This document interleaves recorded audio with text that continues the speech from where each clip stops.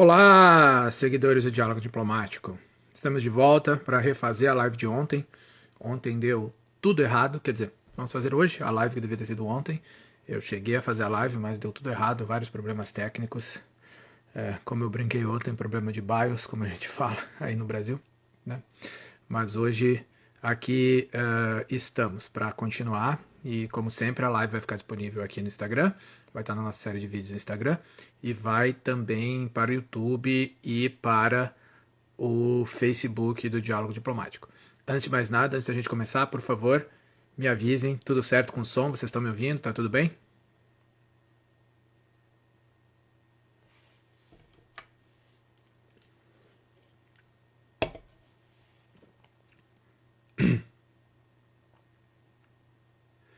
Ok, então tá bom. Se tudo está funcionando perfeitamente, vamos começar. Bom, então vamos hoje fazer.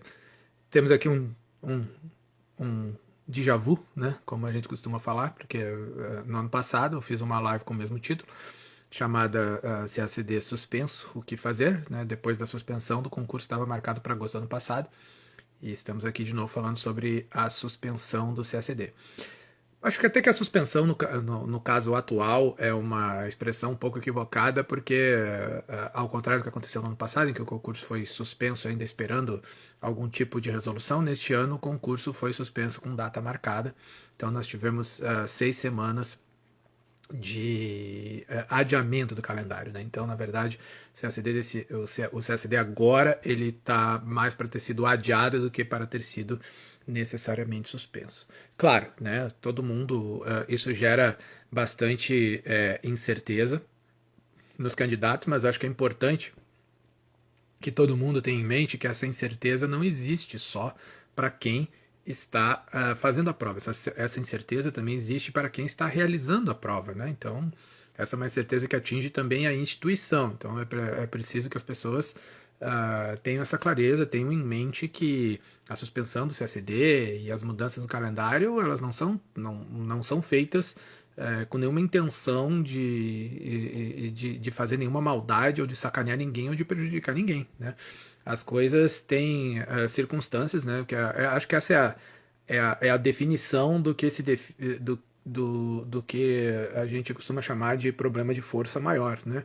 Literalmente uma força maior, uma força da natureza nesse caso, que não permite que as coisas funcionem como esperado.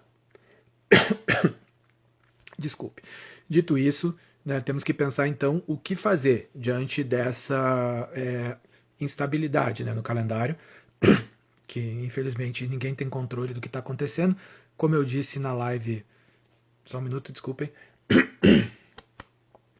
Pronto. Como eu disse na live da semana passada, né, quando me fizeram essa pergunta, nós temos que perguntar para o coronavírus.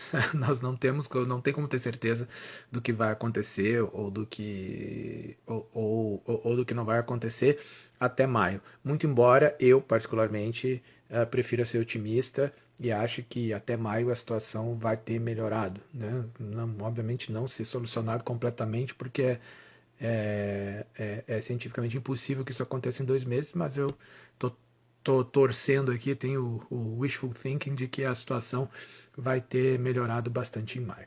Dito isso, temos então 6 semanas a mais de preparação. Vamos então aqui afunilar e tratar do ponto que traz todo mundo para assistir esse vídeo ao vivo ou nas redes sociais depois, que é o que fazer agora que o concurso foi adiado, certo? E claro, tem um monte de decisões e de alternativas, né, de metodologia para serem adotadas agora.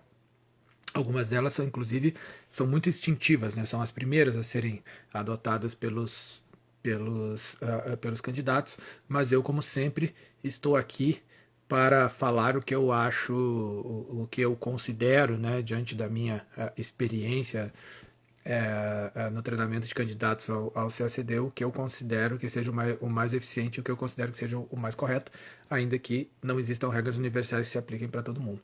E qual é a primeira coisa que as pessoas pensam e que as pessoas vão fazer?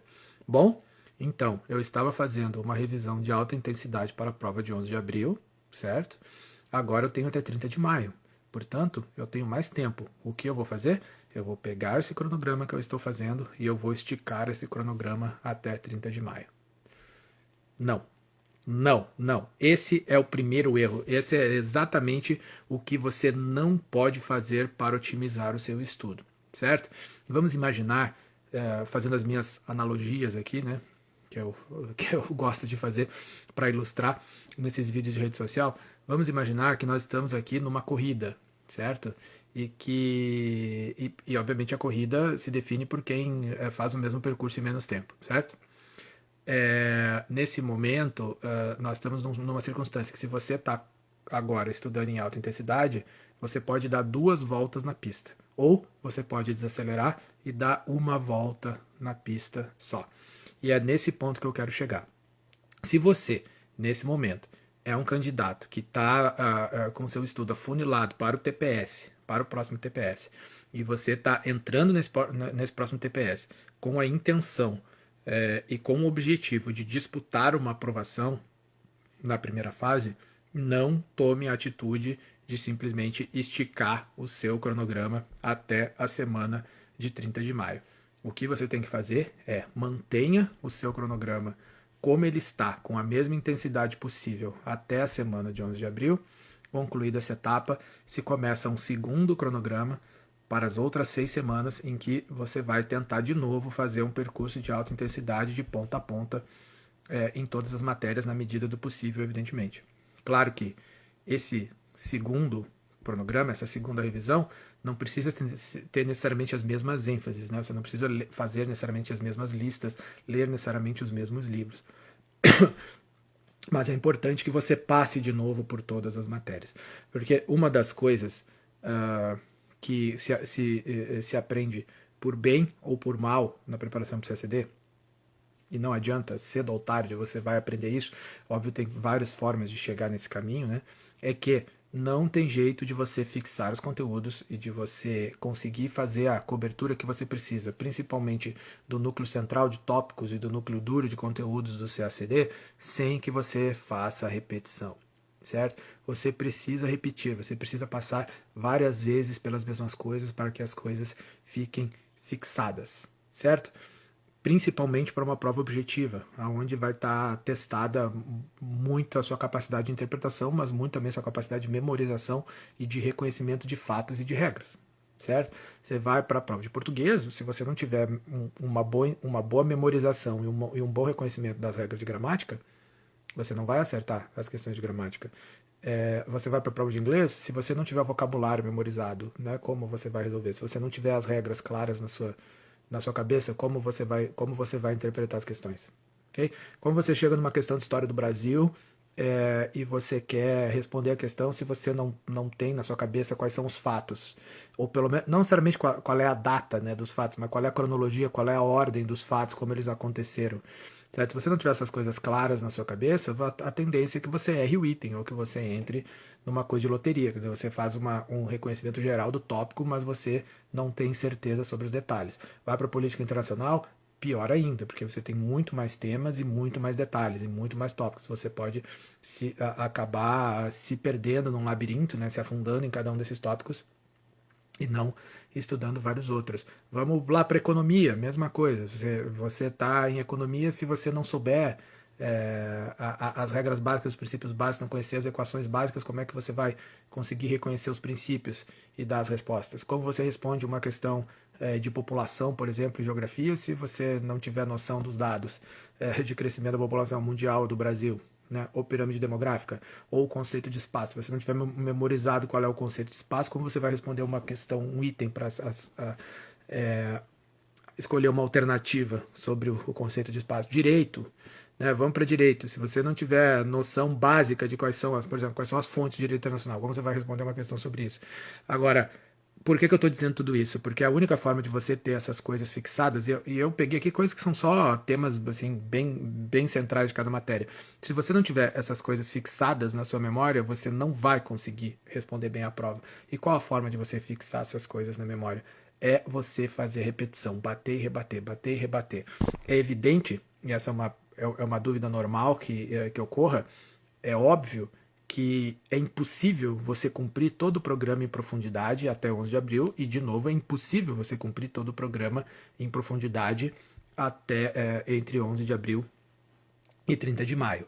Não é isso que eu estou dizendo, porque seja qual fosse a circunstância, o período de revisão é um período que não é feito para você cumprir todo o programa em profundidade. A profundidade nos tópicos tem que ter sido desenvolvida e adquirida antes, certo?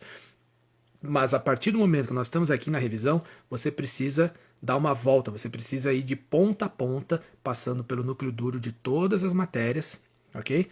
E depois, agora você teve a oportunidade de colocar um segundo ciclo que você vai fazer isso de novo e no qual você pode enfatizar um pouco mais as partes, né, do programa que você não conseguiu enfatizar da primeira vez. Sem abrir mão, obviamente, de passar pelos tópicos gerais. Vou dar um exemplo bem prático para vocês. Foi uma discussão que uma discussão não, né? Discussão não é bem a palavra, né? Uma conversa, um debate, porque discussão, quando a gente fala em português, parece que as pessoas estavam brigando, né? Mas um debate que eu tive com um dos meus alunos nessa semana que passou, também sem citar nomes, mas que era uma coisa bastante sintomática, né? Quando ele me disse: professor, fiz uma lista sobre desarmamento e temas correlatos, e eu fui muito mal nessa lista. Você acha que valia a pena eu fazer um estudo muito aprofundado desse tópico agora? E aí, qual foi minha resposta? Absolutamente não. Ele: mas por que, professor? Bom, vamos lá. Em primeiro lugar, você fez uma lista com 40 itens sobre desarmamento e temas correlatos, certo? Ok. Qual a possibilidade de cair 40 itens sobre desarmamento e temas correlatos na prova de IPI do TPS? Nenhuma. Nenhuma. Mesmo que esse tema caia, ele vai cair provavelmente uma questão com 4 itens, no qual você vai ter um item difícil, você vai ter um item fácil, um item médio, um item difícil, um item muito difícil, mais ou menos como é essa distribuição. Ok? Segundo, você está fazendo uma lista com gabarito e você está fazendo uma aula de política internacional que está te dando a cobertura que você precisa, e é isso que você precisa revisar até lá.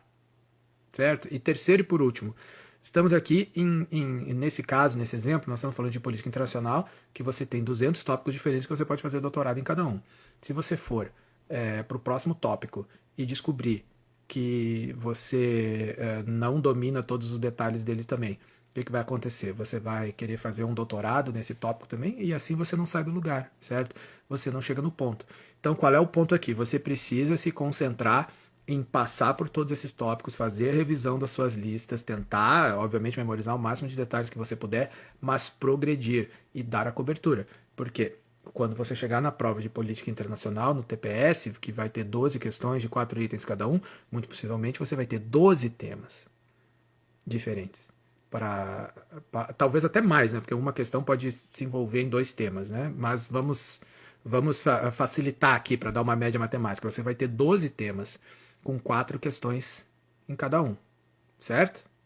E se você vai ter 12 temas com 4 questões em cada um, você tem que ter uma cobertura geral de todos esses temas, você tem que ter o conhecimento dos pontos centrais de cada um desses temas, e nos detalhes muito específicos é onde a gente vai para o vídeo da semana passada, que foi chutar ou não chutar, que eu recomendo fortemente que se você não assistiu, você assista para entender, né, qual é a lógica que eu aplico, sempre a lógica das respostas não binárias, né?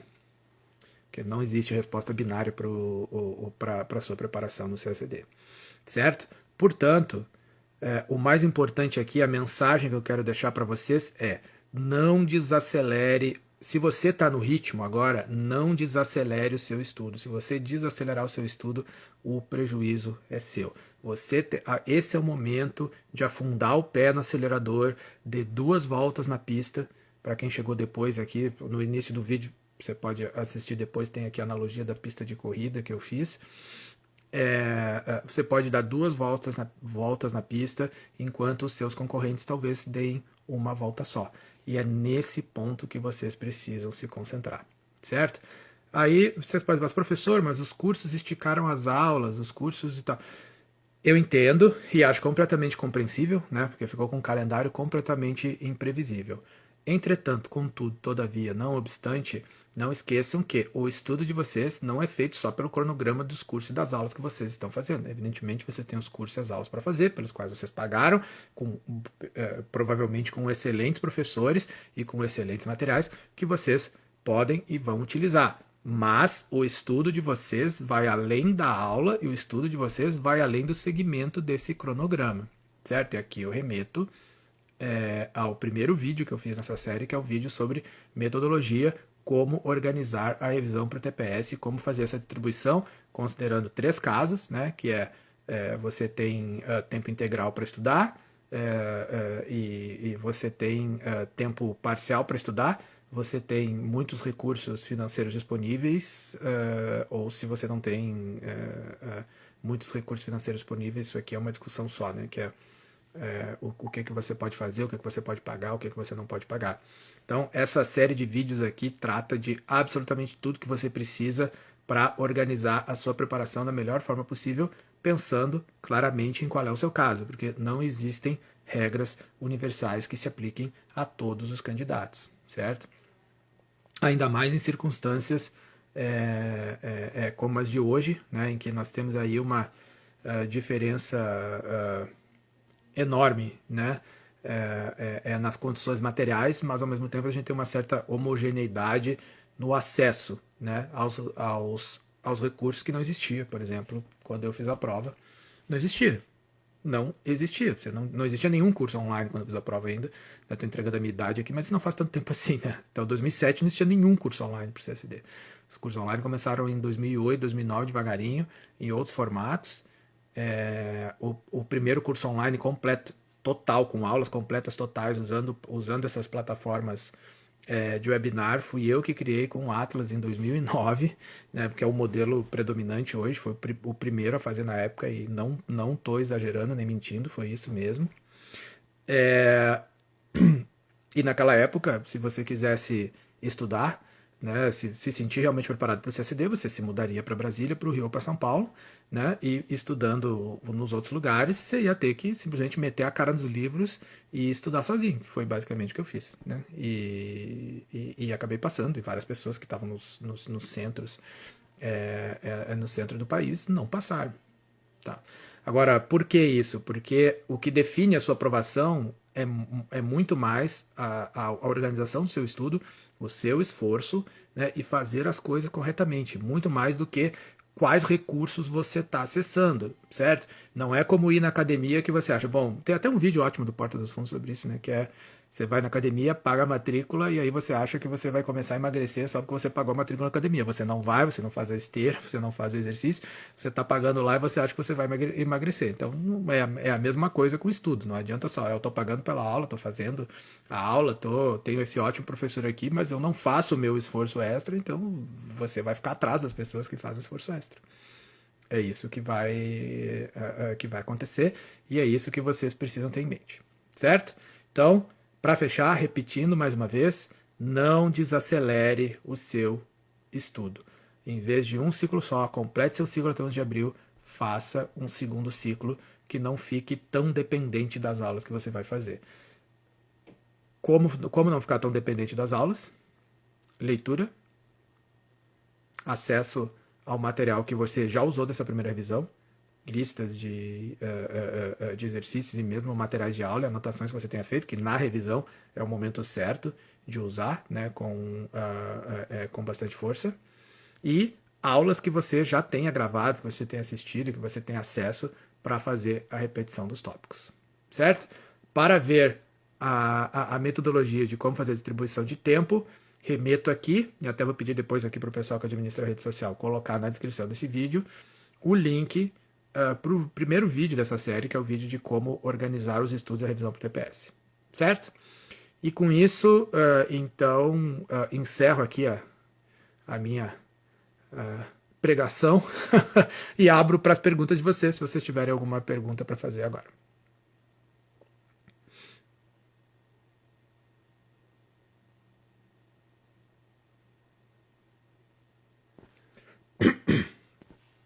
Desculpa, eu estou um pouco rouco hoje. Tá? Pergunta do Marcos. Que tipo de planejamento você sugere para maio, mês da prova, aos CACDistas que se preparam há mais tempo que querem dar um gás final antes do TPS. Bom, Marcos, não tem muita diferença em relação ao que eu acabei de dizer, certo? O tipo de preparação que você tem que fazer é um segundo ciclo de revisão que faça a cobertura ponta a ponta, ok? Como fazer a distribuição de tempo? Bom, aí nós voltamos aqui à referência ao primeiro vídeo dessa série, porque isso precisaria aqui de mais 20, 30 minutos explicando, mas tem lá a divisão dos 3 casos, né? Você tem tempo integral, tempo parcial, muitos ou poucos recursos disponíveis, como você faz uma distribuição entre o seu esforço extra nas disciplinas, como você faz a sua a distribuição em relação às disciplinas que têm mais importância no TPS em relação à diferenciação dos do peso das matérias, certo? Nessa etapa.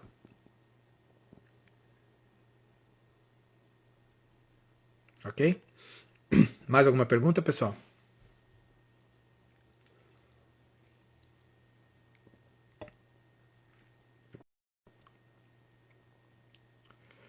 Reparem, consigo manter uma média. Peraí, deixa eu ver aqui a primeira pergunta dele. Consigo manter uma média de no máximo 4, 5 horas líquidas diárias com qualidade. Trabalho 8 horas por dia, mas não consigo aumentar essa média de estudo mas consigo aumentar essa média de estudo no final de semana. Prejudicar o estudo da semana seguinte. O que fazer em relação a tão mencionado ritmo pós-edital? O que o senhor pode falar sobre descanso? Obrigado.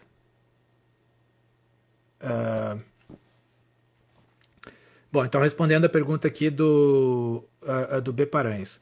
Bom, meu caro, começando aqui pela segunda parte da sua pergunta, que é a parte do descanso. Descanso, sim, é importante, né? Porque se você, como eu digo para vários dos meus alunos, se você não estiver vivo, não adianta nada você ter estudado muito, né? Você precisa chegar vivo na prova. Então, descanso é necessário. Só que mesmo o descanso, o lazer e o estudo estão todos baseados na sua disciplina e na sua organização, certo? Então, por exemplo, chegou o final de semana, ok? Poxa, eu quero descansar no final de semana um pouco, né? Tá bom, vou parar de estudar às 6 da tarde, vou espairecer, vou ver um filme, né? Vou fazer alguma coisa de leve, durmo lá numa meia-noite, 1 da manhã, acordo um pouquinho mais tarde no domingo, estudo um pouco, descanso. É possível, sem nenhum problema. Agora, não adianta nada. Você chega no sábado, você, não vou estudar nada, não vou fazer nada, aí você sai, aí você bebe, aí. Nem tô falando de ficar bêbado, né? Tá, mas você bebe um pouco, aí você dorme mais tarde, aí você acorda, já acorda com dor de cabeça, não consegue estudar no domingo, e a coisa fica toda avacalhada. Tô dando um exemplo extremo, certo? Então, sim, o descanso é necessário, mas mesmo o descanso tem que ser feito com disciplina, certo? Porque a prova não vai perdoar, o concurso não vai perdoar lá na frente, entendeu? Então, todo o tempo que você desperdiçar vai se reverter contra você e contra o seu objetivo. Mas é possível organizar as coisas tendo descanso, desde que isso seja feito de forma organizada. Aí você pensa, pô, professor, lazer organizado, que coisa chata. Bom, mas é a resposta que eu posso te dar para quem fizer essa pergunta bom, mas você escolheu fazer o CACD, né? E com 15 vagas de ampla concorrência, realmente não tem espaço para reclamar de grandes sacrifícios. Em relação ao seu tempo líquido, eu acho que 4, 5 horas por dia é um tempo bastante razoável, certo? Ele não é um tempo ideal. Claro que para eu poder te dar essa resposta em mais profundidade, teria que ter um pouco mais de detalhes sobre qual é o teu nível de preparação, que ponto você tá, tudo e tal. Então aqui ao vivo não é o momento de a gente fazer isso. Você pode inclusive mandar um e-mail, depois eu posso te ajudar a responder. Mas 4 a 5 horas por dia vai te dar 20 a 25 horas nos dias úteis, e colocando mais um pouquinho no final de semana, você se aproxima de 30 horas, que é o que eu considero o tempo, digamos assim, o piso, né, de tempo ideal para você conseguir fazer uma boa preparação na qual você possa passar por todos os tópicos, certo? E claro, imagina, você trabalhar 8 horas por dia e estudar depois no terceiro turno é como você ser um trabalhador estudante de curso noturno, faculdade noturna, né? Ou ensino médio noturno. Não é fácil, é difícil, Mas, enfim, eu trabalhava assim, né? Para minha sorte, o meu turno era de 6 horas, não de 8. Mas eu trabalhava e estudava também, então essas coisas são passíveis de se organizar. Mas recomendo assistir o primeiro vídeo dessa série, porque eu falo dessas coisas em detalhes, certo? Vamos ver aqui, teve mais perguntas. Depois temos a pergunta do Xande de 2014.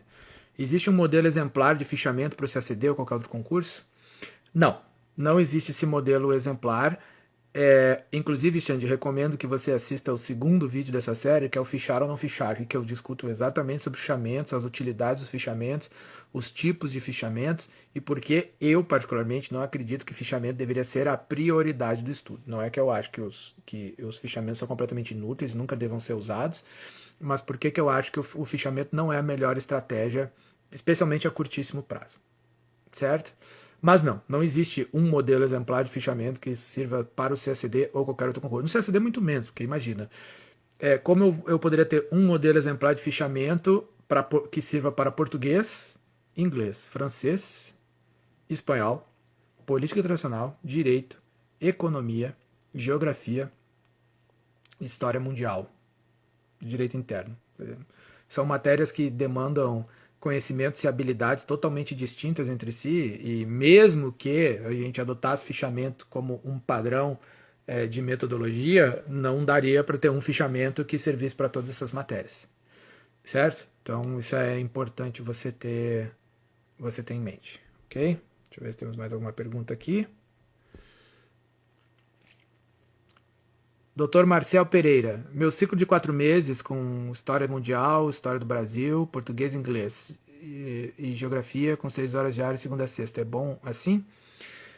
Bom, aí em relação ao número de horas dedicadas, 6 horas diárias por dia, de segunda a sexta, é um bom, é um ciclo razoável.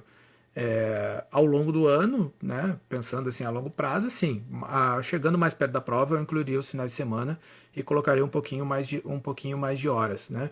Porque quanto mais horas você estudar, desde que feita com a devida organização e eficiência, melhor para você, certo? Mais conteúdo você cobre, mais longe você chega.